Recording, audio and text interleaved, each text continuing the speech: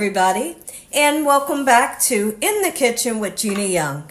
In today's video, I will be showing you all how easy it is to make delicious smothered hamburgers Gina Young style. This recipe, super simple, easy to make. It doesn't require a lot of ingredients. If you make this recipe Gina Young style, you are going to love me for this recipe.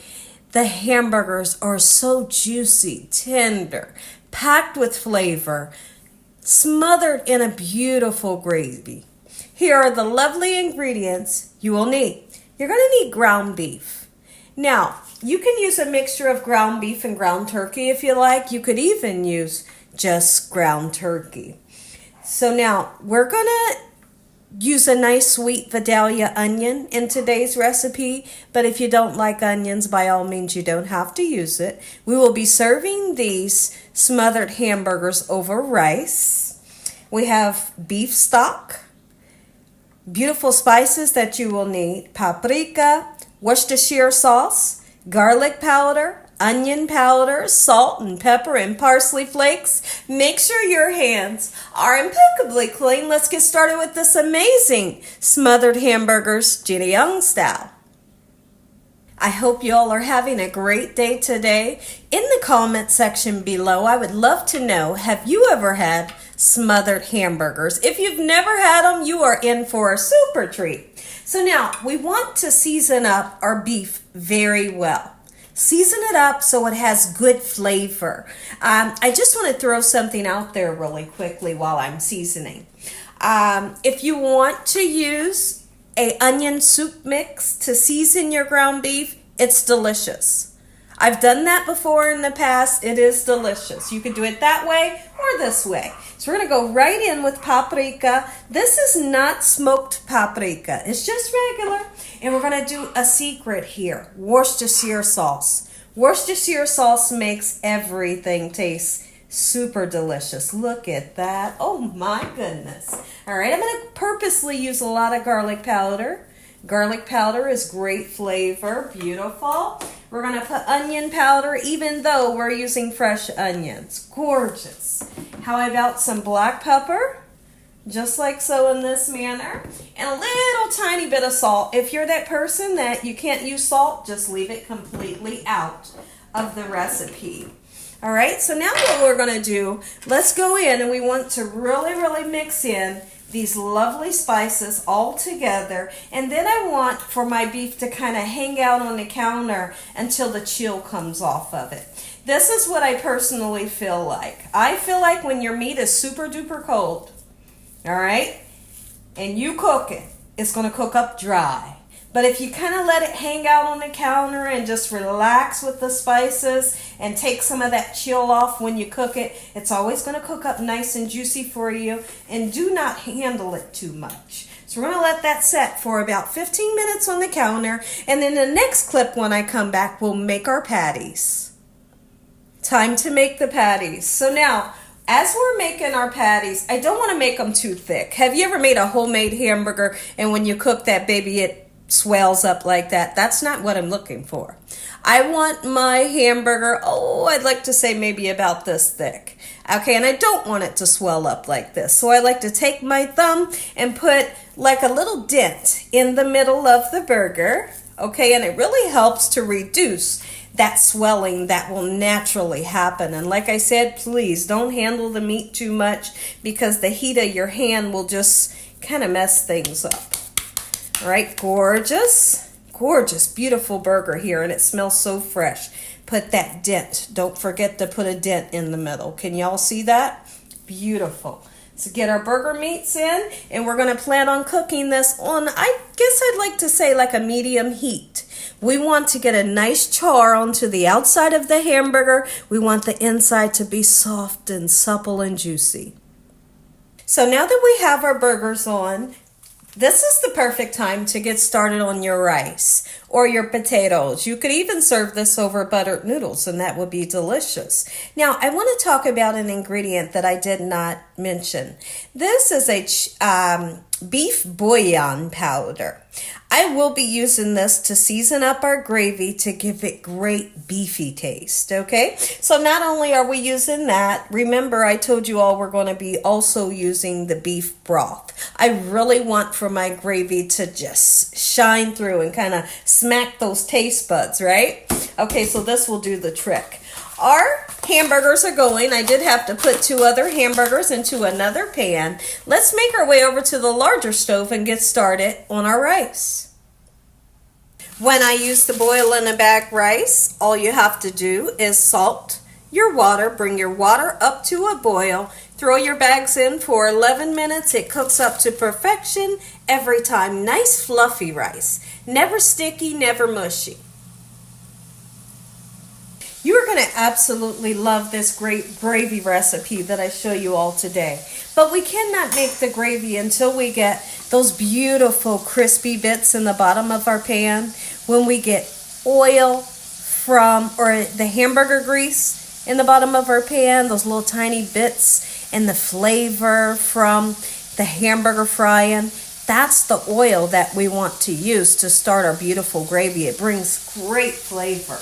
So now, if you decide that you want to put onions in there, use as much or as least as you would like to use.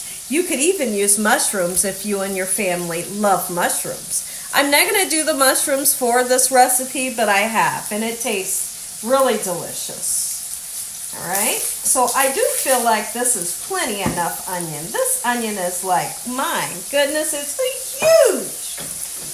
All right, so now here's what we're going to do. Just slice it, just like so, in this manner. If I haven't said, I hope y'all are having a great day. I hope you're having a most splendid day today. So it's going to be high 80s here today, and I have really been enjoying the weather. Doing lots of yard work, sitting outside, listening to the birds, and just really enjoying nature. So I would love to know in the comment section what's your weather at, where you're living at, and if you have had the tornadoes, I've definitely been praying for you all as well. I know that there has been some tornadoes in certain areas. I've been praying for you all. Look at the hamburgers go. Oh, look at those burgers go. Oh my goodness, they smell so beautiful. Oh, I know they're going to be juicy. How about we turn our burgers over, take a look at them. Okay, gorgeous. The whole house smells amazing. So it's 10 a.m. in the morning, and dinner, after I make this video for you all, dinner is ready. So whenever my family wants to eat, dinner has been made early in the a.m., and I am excited because I really want to be able to go outside in the back and enjoy my day. Absolutely. While our hamburgers continue to cook, let's go ahead and take this time to cook up our beautiful sweet onions. I live for a nice sweet Vidalia onion. Saute it gets nice and sweet.